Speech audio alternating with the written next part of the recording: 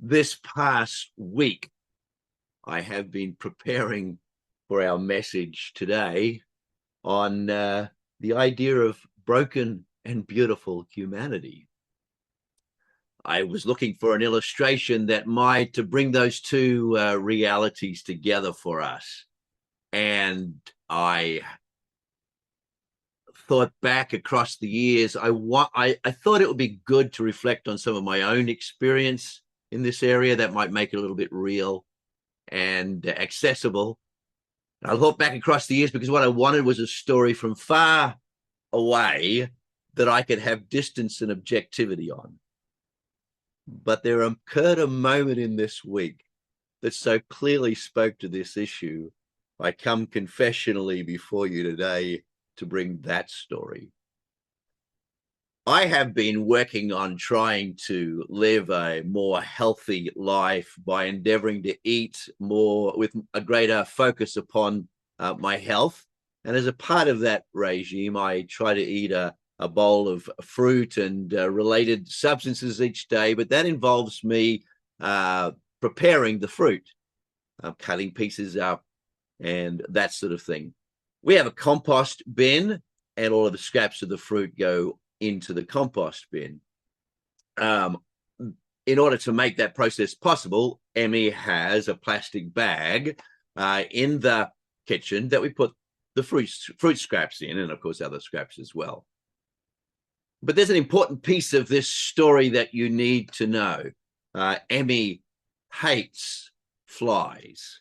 She hates flies with a passion that is so clear and palpable as to stand amongst the most notable things about Emmy's life. That might be an exaggeration, but when there is a fly about, Emmy really represents her disgust for flies and takes great delight in destroying their lives from them.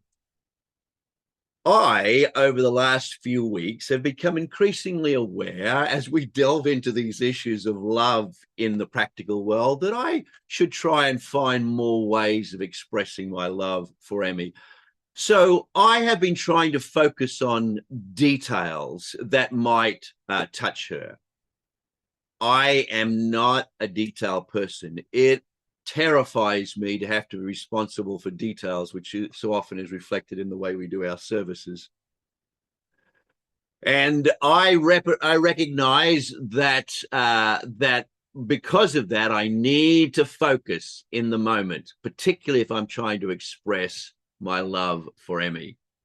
And so I take great care when I'm preparing my fruit to make sure that Ziploc plastic bag is sealed tightly. And I remembered when I did my fruit, I pulled it tight. I clamped all those little things not things, but that strip, that seals the bag. I spread it across. I did a really good job. About an hour before she came home, I went down and I sprayed the room for flies, part of my attention to detail, expressing my love for her. So when she came in, there would be no flies. Well, I was preparing the evening meal for our dogs when Emmy arrived home, and she walked into the kitchen and began to talk to me. And as she did, she looked down and she said, we really have to try harder to get this plastic bag sealed. This plastic bag is open and the flies are coming. My first response was to recognize that I really had tried to seal that bag. And I wanted her to know that, no, I hadn't just ignored that plastic bag. I had tried to seal it. And so I went into expressing with detail the extent to which I had attempted to try and close that bag. But as I did that, I became increasingly aware that this one situation was going to take away completely from my heart and my desire to focus on details and show her how much I loved her. And this one thing was going to take all of that away. And so I expressed with greater clarity how much effort I put into closing those bags. And then to top it off, I said I also sprayed the room for flies. And then this flood of recognition that she was completely missing all the things I had done to express my love for her. I started enumerating them. And each step along the way, I got more and more passionate in my expression of my desire to focus on the details. And by the time I was done, there was this crescendo of noise about my attempts to love her that were being stolen by this wretched bag that refused to stay shut. In fact, I said to her, there are in fact 3 possibilities. Someone else came in and opened that bag. And she said, nope. And I said, well, maybe it popped open. And she said, nope. And I said, well, maybe the third option is that I didn't do it adequately. And she said, yep. And I went, well, that's it. And I walked away, upset that I hadn't adequately fulfilled my desire. I had to come back, and together we stood in hushed silence while we independently prepared our pets' meals. And then we entered into our evening routines. And later that evening, I turned to her and I said, I'm sorry for my overreaction. I shouldn't have done that. But as I reflected on the experience later on, I realized that that was precisely the issue. My desire was to love her, to be the best person that I could be. But my inadequacy, my failure robbed me of that chance. And what came to the fore was my brokenness. And in the middle, face to face of my brokenness, all I wanted to do was to have her see my efforts. And I was unable to effectively do that.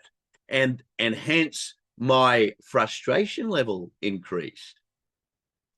In hindsight, there probably wasn't a lot that Emmy could have said in that situation to reflect anything other than what she did. I probably could have said, you know what, I tried to. I'm sorry I didn't. And that would have been fine, right? It all would have been okay. But instead, I had to protect that within me that seemed like I was inadequate. Well, there you go. The beauty of humanity reflected in the failure to be adequate. That is who we are. We're in this series that is dealing with some foundational theological principles upon which we build our journey. And of course, today we are looking at humanity. Humanity has this dual reality about us. Our humanity is beautiful. And I want to explain to you why that is true. First of all, if we go back to our understanding of who God is creative. He is the God of creation. And all of creation declares his glory. All of creation honors God.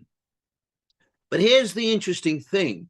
Creation in and of itself actually, as Paul says in Romans, reveals the character of God. And you know what it reveals? It reveals that God is a God of love. Well, how so, you might ask? Well, the truth is that love moves towards creativity. It is a part of our humanity that desires to give our expression to beauty and to wonder and to joy in creativity. And in fact, when humanity comes together in love, you invariably find us becoming creative. It's how we reflect God. And so God's love led to creation. There are some that suggest that God needed creation in order to be complete. That's probably not true, probably not an adequate reflection of the totality of God being God. But it is true that it was an unavoidable part of God being God that God created, because God is love.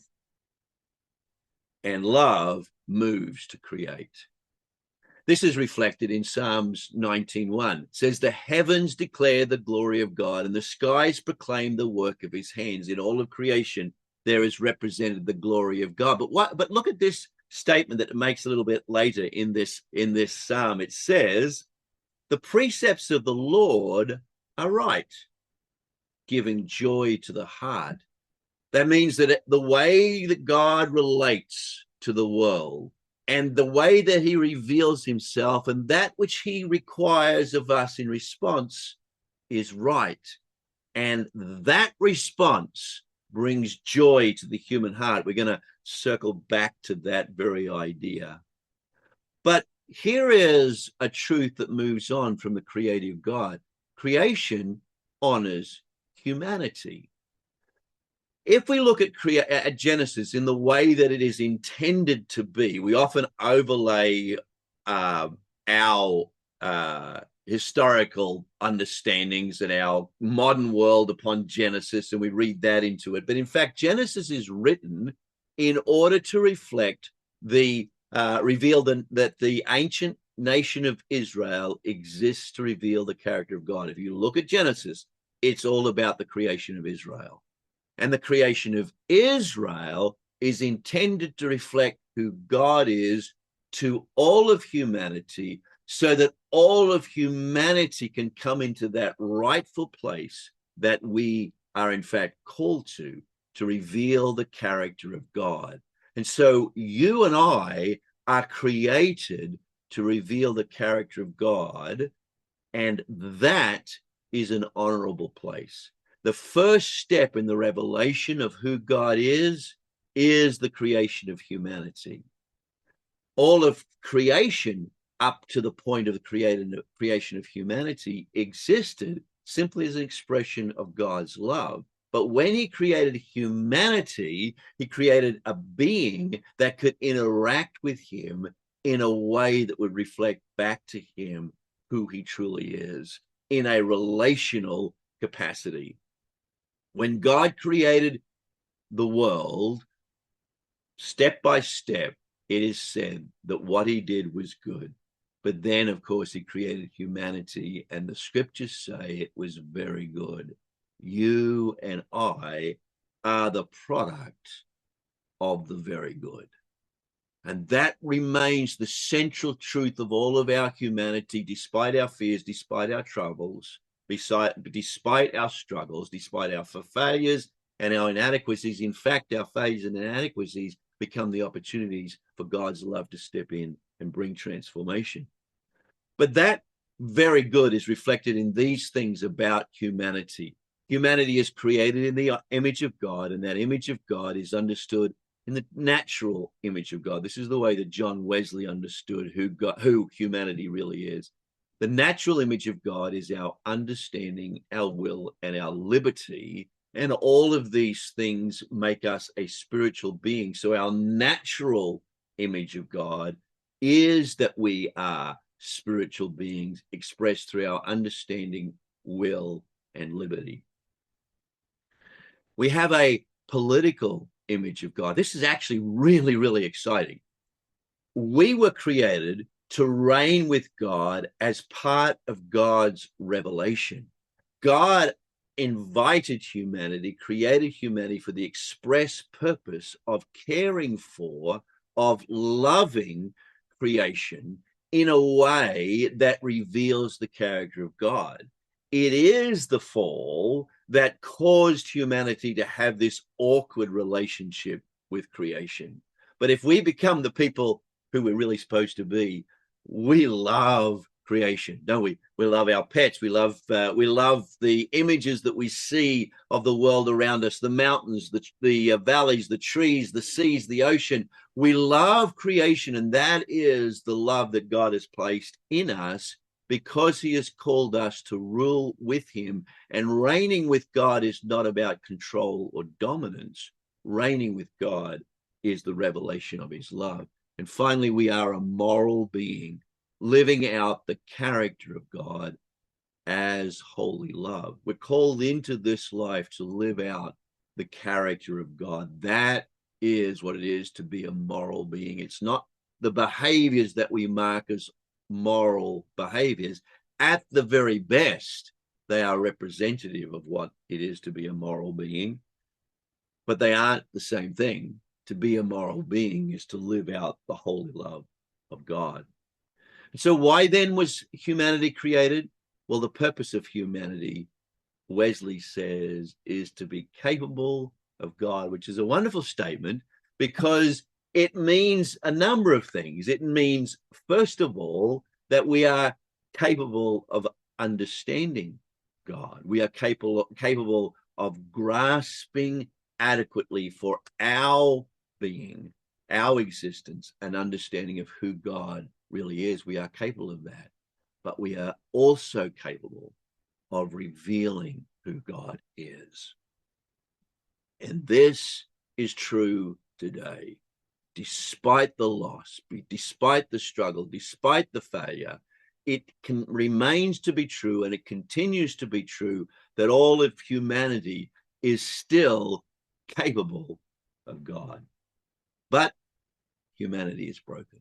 And this is the other piece of our reality. As beautiful and as wonderful as all those things, and it truly is, and we should spend an enormous amount of our lives pondering and wondering and enjoying the fact that we are beautifully and wonderfully made, that you and I get to reveal who God is. That's what we're created for. That is why we live. That is why we take breath. It's not for our struggles. It's to reveal who God actually is. But we are broken, and we are broken because of the fall. Humanity falls, and we could spend a lot of time unpacking that. I would love to do that, but we've done that in other places, and we'll do it again. But as a result of the fall, reflected in the story of Adam and Eve and their choices, humanity is no longer in the original relationship with God that we were intended to. And this is revealed most primarily, as Augustine said, in our pride. But do you know what pride is? Pride is the positioning of my view of myself above God's view of me. That's what pride is. We tend to think that pride is me boasting and puffing myself up. And it certainly includes that, because what an extraordinary misrepresentation of who I really am to be that. But it's not limited to that. In fact, my brokenness, my despising of myself, my discouragement, my depressions, my wrestling with the awfulness of my humanity, to the point where I say that is who I really am. That is pride, because that says I understand who I am better than God does.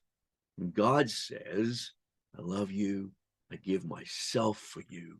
You are fearfully and wonderfully made. I adore you. And together we can adequately reveal what love is. And I want you to journey with me in your life, knowing what love fully is. But I say, my brokenness is more significant. That is what pride really is. And that is best understood, in fact, in terms of shame. Shame is not the opposite of pride. It's the same as pride. It is the expression of my brokenness above the will, above the word of God. Shame is the lived experience of sin. So we ask ourselves, what has sin done to us? What has this brokenness done to us? Sure, it's made me fail. Sure, it's made me inadequate. Well, it's even led me to sin, for which I have to ask forgiveness. But if we truly plummet the depths of what it means to be broken people, we see that all of our lives, in one way or another, we are struggling with this distortion. We struggle with a sense of worthlessness. We struggle with a sense of inadequacy. We struggle with a sense of not being good enough in places that God calls us to experience his love. And so shame is the reality of the life lived as a result of sin. I may even have my sins forgiven. I may even come to a place where I have discovered God's love filling my life fully. But in those moments where my shame becomes more important to me than the glory of God, I have chosen again to live in the brokenness of sin. All humanity suffers from this distorted perspective. We have all been there. God's plan is the restoration of humanity to the original state, the state prior to our fall. That is, that we will live life in love. And how will we know when we're living in this place? Joy. Joy is the lived experience of love. When our lives are filled with love, we experience this reality, this joy bursting forth from our lives. And it's an ever-present reality down through the history of humanity. You'll see expressions of it everywhere where God loves fills our life or dominates our life, joy follows. And we get pictures of that. In the same way, we stand upon a mountaintop and we look across a great vista of nature and joy fills our heart. It's the touch of love of the love of God. We sit with a devoted friend, and our friendship, if their friendship touches our heart, and our hearts are filled with joy, it's an expression of love. Every moment that we choose to live in love, we experience the joy of God's presence. And so we're constantly faced with this choice. Will I allow the dominance of my shame to reflect who I am, my brokenness? Or will I allow the love of God to declare who I am, the beauty? When our lives are lived in the fullness of revealing God's love and our capacity for God, we experience joy.